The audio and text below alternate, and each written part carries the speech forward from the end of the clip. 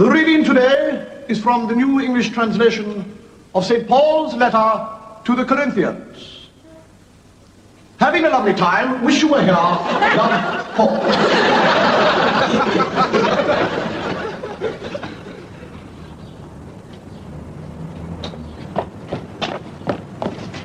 Morning, sir. Morning, sir.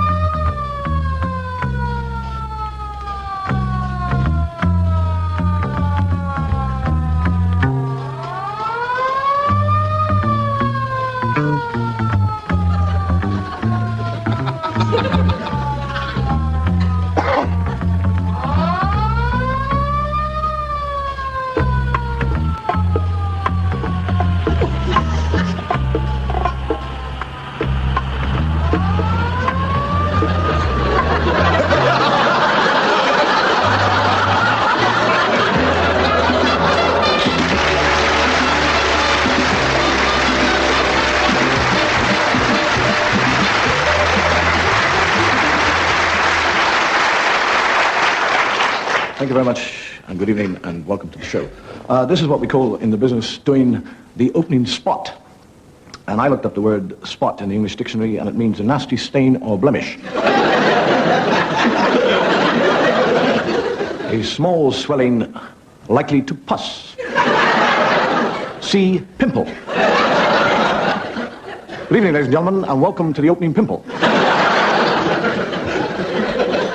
A strange thing, actually, about appearing on television, that you do actually leave yourself open to, I don't mean criticism so much as remarks. I was in a bar quite recently, and a fellow said to me, he said, I saw your last series twice.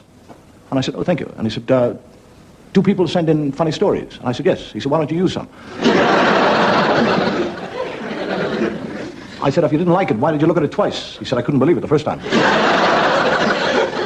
Actually, we were down, for this series, we were down in Eastbourne, and there was a conversation which was overheard by two ladies in a hotel, and one said, have you ever seen the Dave Allen show? And the other one said, no. She said, it's on BBC Two. And she said, I didn't say I couldn't receive it. I said I haven't seen it. I love you one fellow in the bar one night. He said, I saw your show.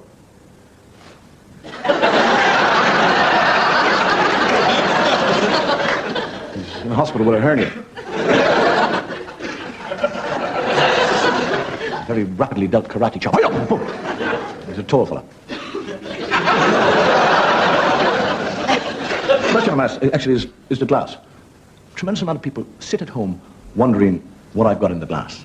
They're always coming up and saying, is that whiskey, gin, brandy? I can tell you here now, and I mean this very honestly, that is plain, honest to God, ginger ale. Another miracle.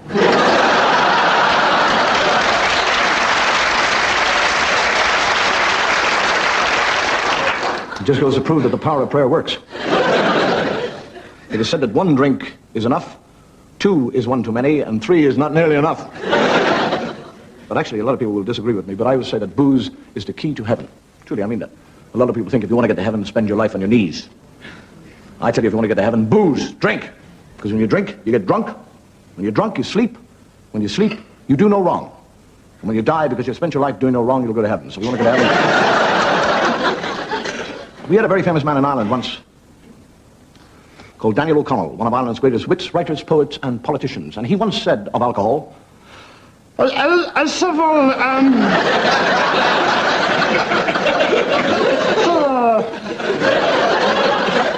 It was also said that 10% of all car accidents in this country are caused by people who drink. And if you look at that logically, it means that 90% are caused by people who don't drink.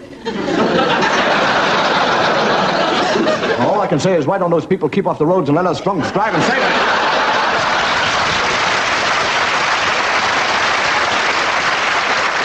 Surprising what people will do to get money to drink. For example, many years ago, there was a farmer in Ireland who, when ploughing, dug up an ancient Celtic burial ground, littered with corpses.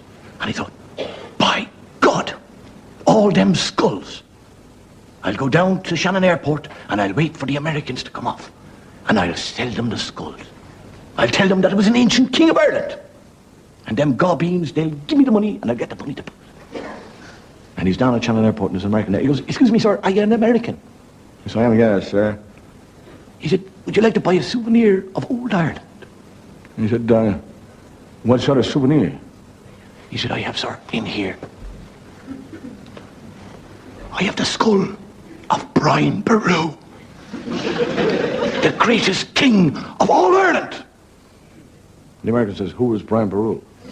He said, Brian Boru was the fella that drove the Danes into the sea in 1014. And they cut off his head, and the head has been in our family for over 900 years. Do you want to buy it? He said, you really mean to tell me that is a legitimate head of a traditional Irish king? How much do you want for it? He said, I'll give it to you for a couple of quid.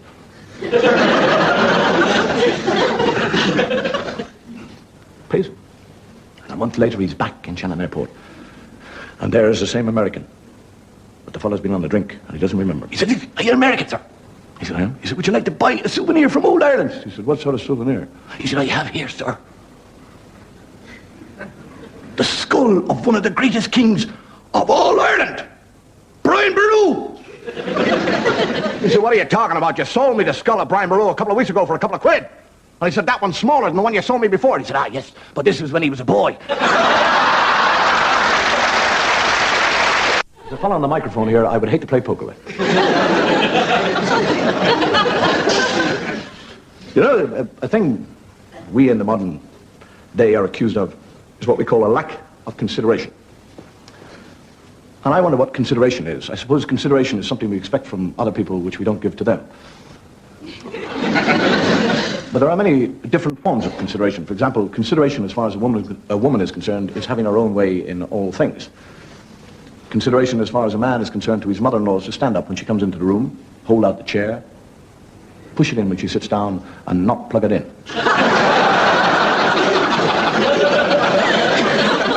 Consideration to your doctor would be to remember only to get sick during surgery hours, and never on a Sunday. Consideration to the government in times of trouble is to vote the opposition in. Consideration on the part of a bride to the groom on the night of the honeymoon is to remember that he is not the best man.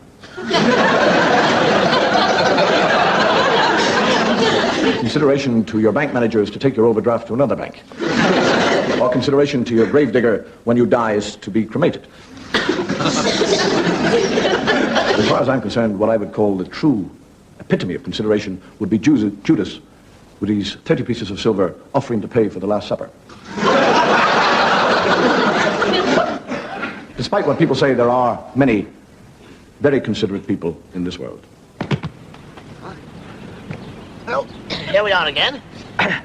I suppose you're familiar with this type? Oh, yes. Damn shame, really, isn't it? Christmas Day, peace on earth and goodwill to mankind. And what's Jerry doing? Dropping bombs on us. Well, I suppose we'd better get on with it. I just unscrew these little screws here. There's one. Sure. I'll be slightly careful in case it's a booby trap. There's two. Sure. Here. I gently remove this plate here. You could put it down here. Now, inside. I say, look at this. It's a Christmas present from Jerry. Oh, sir. To us. Huh?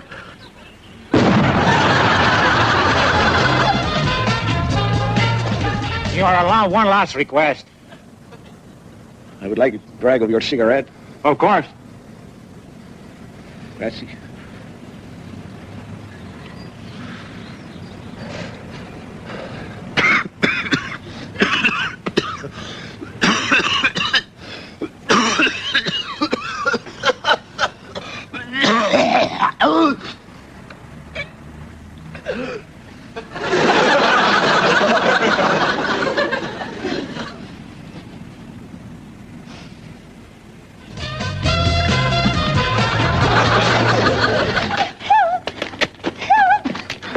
You're still alive.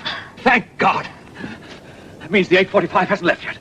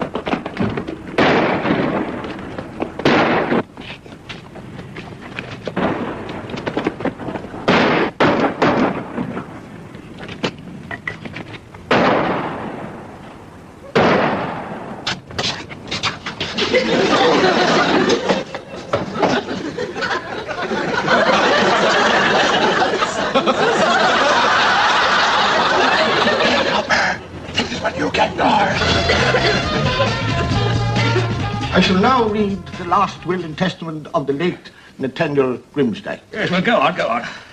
I, Nathaniel Grimsdyke, of Nuffield Court, Lexton Crescent, Essex, well, in the county of Essex, in the kingdom of Her Majesty... Oh, get on with it. Queen Victoria, being of sound mind, leave my entire fortune, consisting of not 1 million... No, you mean there's more? Not 2 million... Not 2 million. But 3 million pounds. 3 million pounds. I leave all of this to George. George, I'm George also. To George. To George Arthur. Yes, I'm Arthur too. To George Arthur. It's very unusual. To George Arthur. I can't seem to make out the last. I think it might be B. B! He's mine. Oh. On the other hand, it could be a C. She's mine, all mine. 3 million pounds. And in the event of their decease, I leave my entire fortune to my friend and solicitor, Archibald Rumble. That's me. The paradox is that we live in what we call a very affluent society, and at the same time we have a tremendous unemployment problem. And why do we have an unemployment problem? Well, I suppose we have an unemployment problem because basically it is the ambition of every working man to cut his working week right down to a minimum, and therefore to give himself more leisure time. And he gets that more leisure time, and what does he do? He gets bored. And to alleviate his boredom, he takes a part-time job. And does somebody else out of a job. And I think the only answer to unemployment is to give everybody work. For example, the fellow offers him a job, and he said, what do you want me to do? He said, I want you to go down to the crossroads outside the village and await the second coming. He said, the what? He said, the second coming. We are believers that there will be a second coming. The Messiah will come a second time. Now you go down there and watch for him. He said, just sit there all day and watch for him. He said, and off he goes. And he sits there for an hour, 2 hours, 3 hours, a week, 2 days, goes on, a month. And after 2 months he comes back and he says, that is not, I'm giving it up. I'm not going to stay down there at the crossroads waiting for the Messiah to come up the road. He said, it's not only badly paid, it's a boring job. And the fellow said, yes, but you have it for life. It's a strange thing, actually. We live in what is more of a militant society. If we are not happy with what we can get by negotiation, we do tend to actually strike for things. And you get fellows struck. And a friend of his says, what did you strike for? He says, we struck for shorter hours. He said, did you get them? He said, I did. We're out of work. And I would say there are people actually who give more to a job than they take for them. For example, take a television news reporter who spends his life traveling to the world's trouble spots. And despite discomfort, hardship, not to mention personal danger, is prepared to give and take more from the job. This is Geoffrey DeWitt reporting the war-torn and besieged city of Santa Almondo. The rebellion is over. The rebels under Sancho de Vera have taken over the country. Sancho de Vera, president for only 1 hour, is in control. Already his supporters are out, rounding up, shooting and murdering the supporters of the last regime. It is apparent that Sancho de Vera trusts nobody. In this massive purge, no one is safe. And I mean no one. Geoffrey DeWitt, BBC News, Santa Almondo.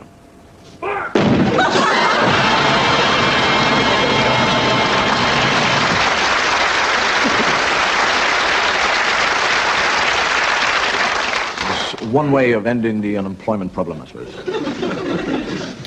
A fellow gets a job as a bus conductor on the bus. It's very crowded, and he's up the top of the bus, and he sees somebody coming down the stairs. And he sees he wants to get off. And he can't get down to ring the bell. So he's right beside the driver. So he goes tick, tick, tick, tick, on the window with a coin. And the driver puts his foot on the brakes and goes, and stops on 2 feet. And the people are all on top of one another and they're all scrambling up. And he whips back the window and he says, who did that? And the conductor said, I did. He said, well, don't ever do it again. He said, why? He said, I used to drive a hearse.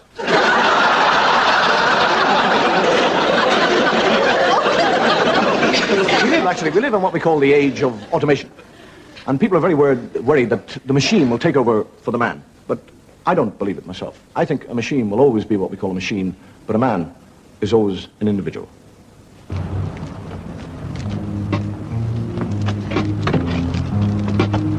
Hold it. On it. Hold it. Hold it.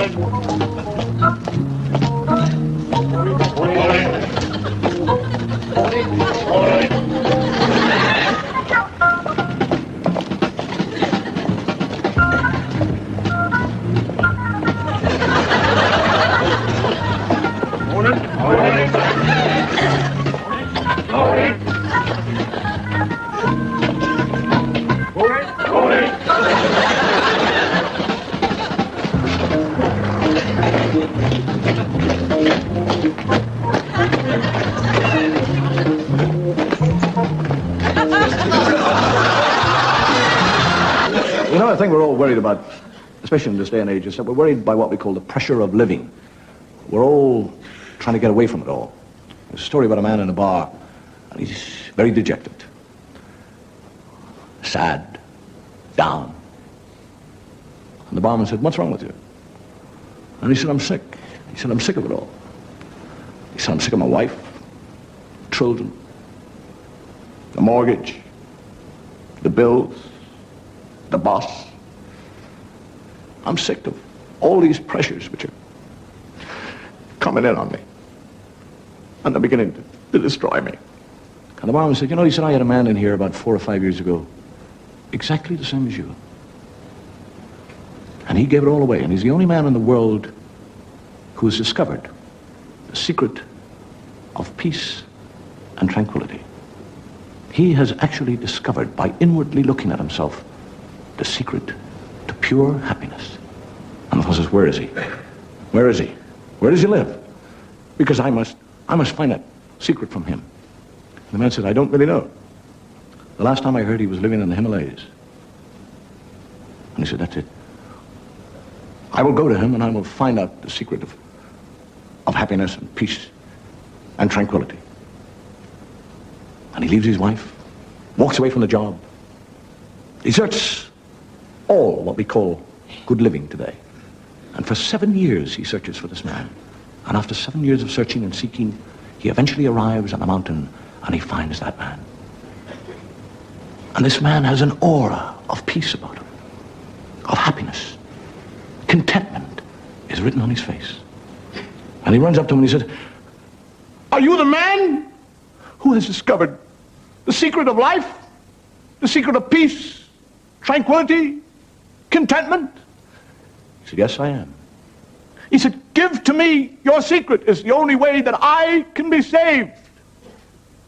And he said, "The secret of peace and tranquility and contentment is never to argue, never to differ, never to try and impose your will on anybody else, to always be in agreement in everything."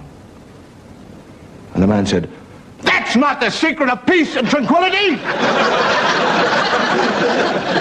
And the fellow says, "All right, it's not the secret of peace and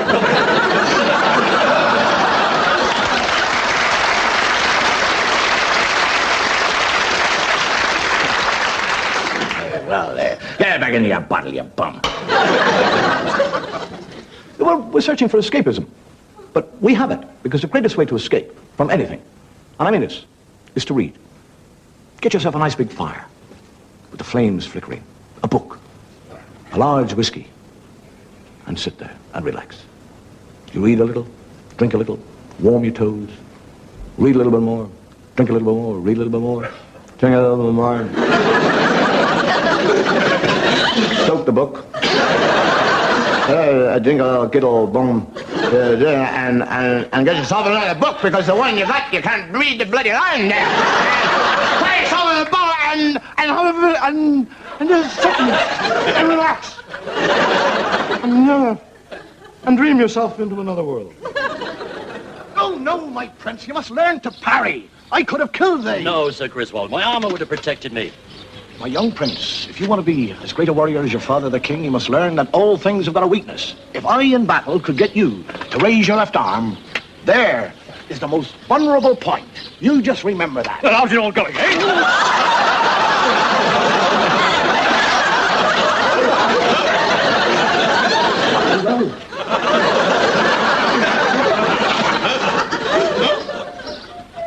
Rapunzel!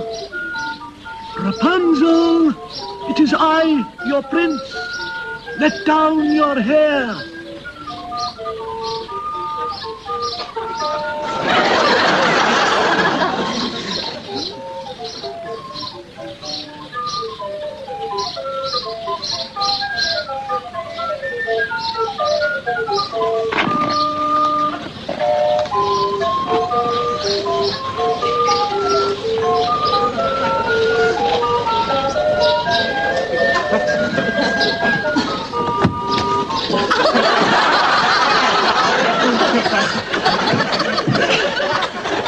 Next time, kindly pick a bigger window.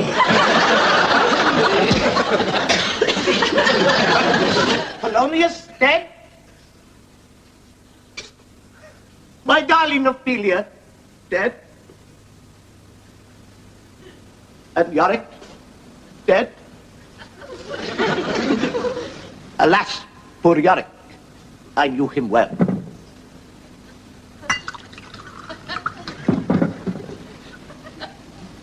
To be or not to be?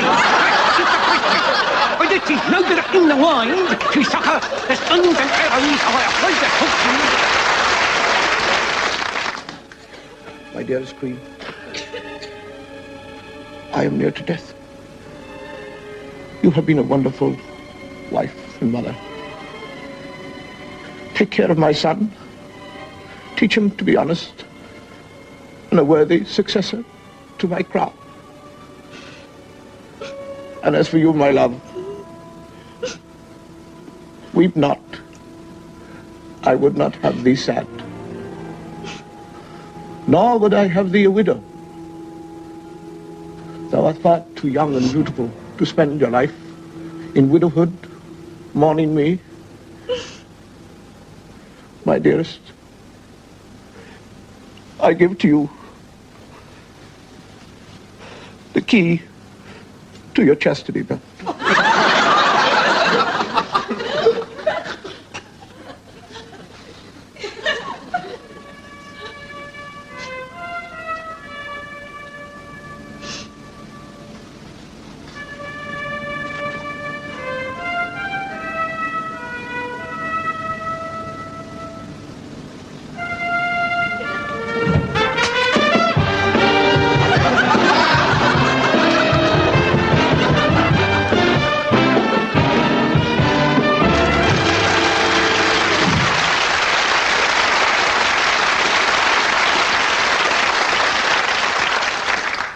Made me cry, that. Bloody women, you're the same all over. Thank God. We come back to reality.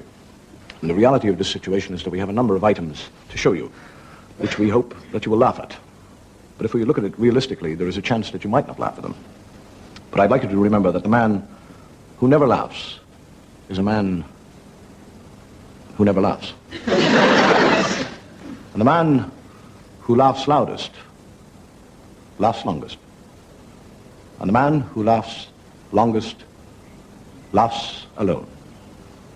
And a man who laughs alone has got a filthy mind. Robbery! Robbery! Read all about it! Robbery! There, on street robbery! Thank you. Thank you.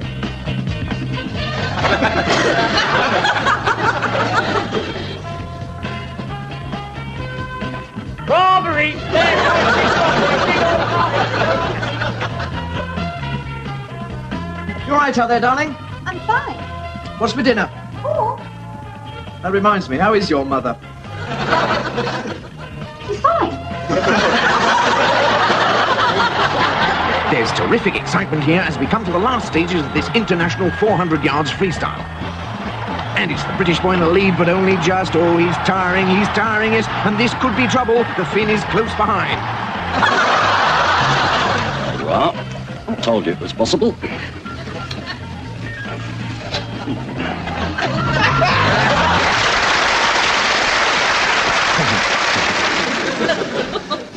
Dean Swift once said that we have just enough religion to hate, but not enough to love. And religion basically is based on what we call fear. We are told that if we're good, we will go to heaven, and if we are bad, we will be cast down into everlasting flames. And you get the two gentlemen talking one time together. He said, "Do you believe in heaven and hell?" He said, "Certainly not. I'm an atheist, thank God." I personally believe there is a heaven for atheists. There's nobody there, but there's a heaven. You get in Ireland, actually, you get what we call the fire and brimstone preachers. And you get the fellow in the pulpit, and he's saying, I will tell you about the great judgment day. Guess who that is? I will tell you on that day, the great book will be opened. And all your sins, whether mental or physical, will be on that book. And the Lord will punish the wicked.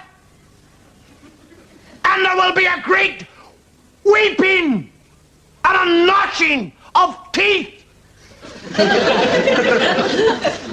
an old woman down the front. She says, I don't have any teeth. I said, teeth will be provided.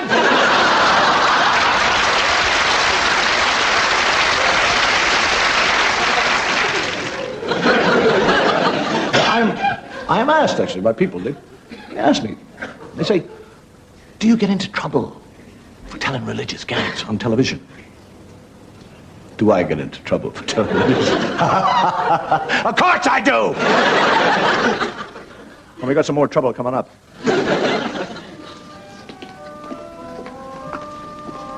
Good morning. Morning. The vicar won't be long.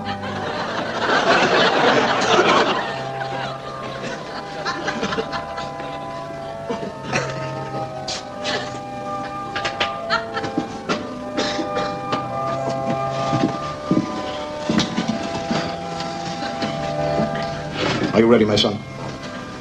Bless me, Father, for I have sinned greatly. Not only have I transgressed the laws of God, but also those of man. I have had unworthy thoughts and committed shameful deeds. I see that you have obviously sinned. For your penance, I would like you to pray on your knees for 1 hour. And when you have these thoughts again, please cancel them out.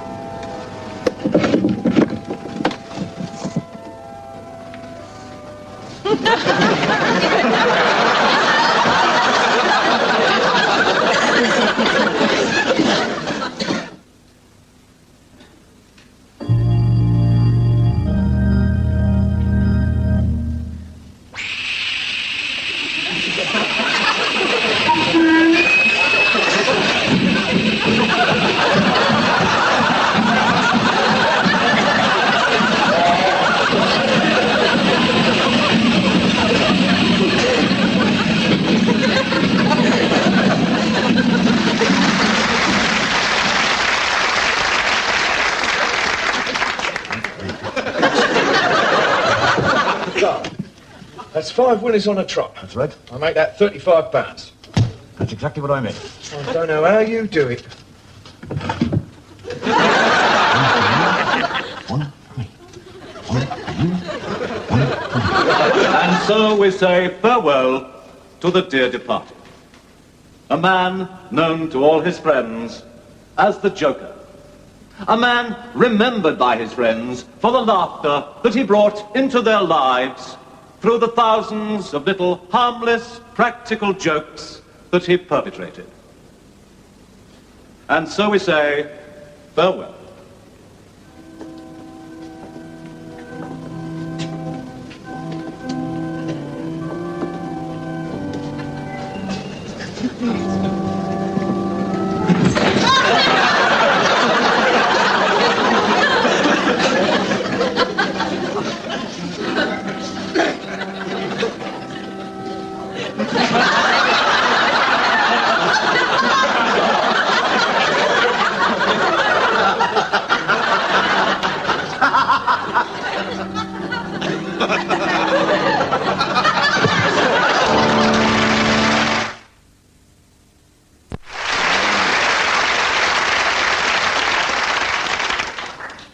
a phone call from Rome. I'm out again.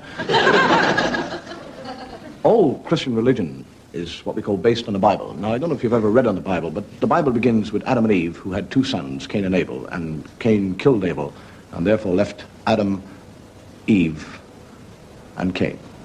And they sired the human race. And if you look at that logically, it means that we are all born from an incestuous relationship. And the thing I do say about incest is that at least it's kept in the family.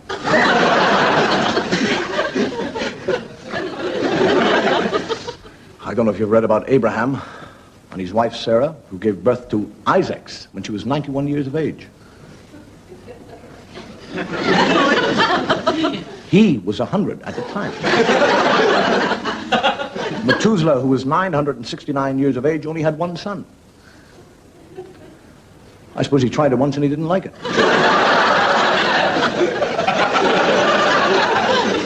But actually, one of the great stories of the Bible is where God put his trust in one man, and that man was Noah and his family. What is it, Noah? I have just heard from God. There is to be a great flood. It is going to rain for 40 days and 40 nights. The whole earth will be covered in water.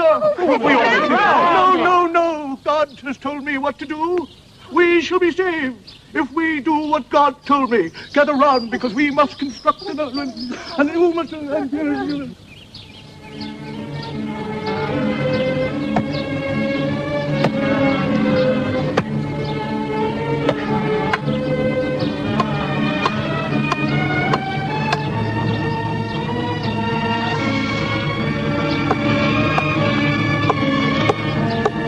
We must hurry!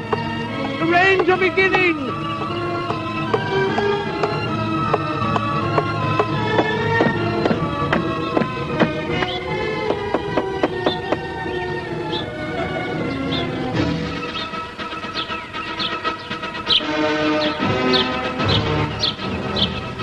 Are you sure he said park?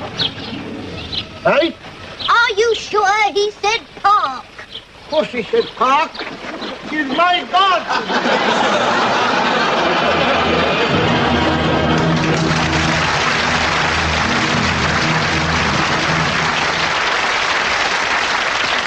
There is no go from one beginning of the end of the world to another beginning of the end.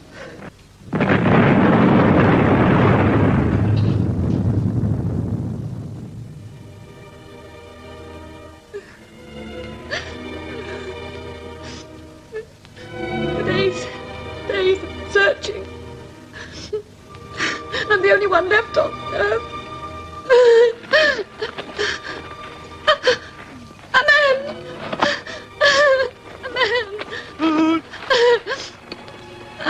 Woman!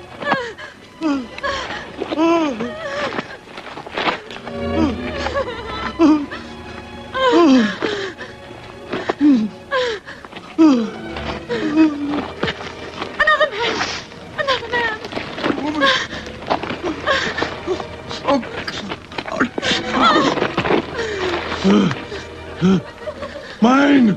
No! Mine! God!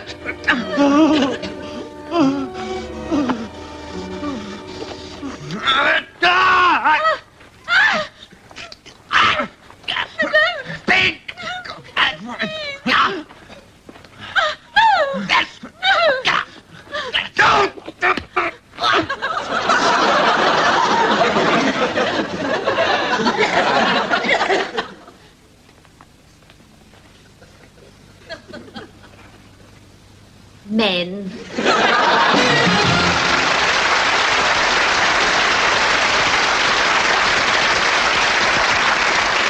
Thank you very much. Good night, and may your God go with you.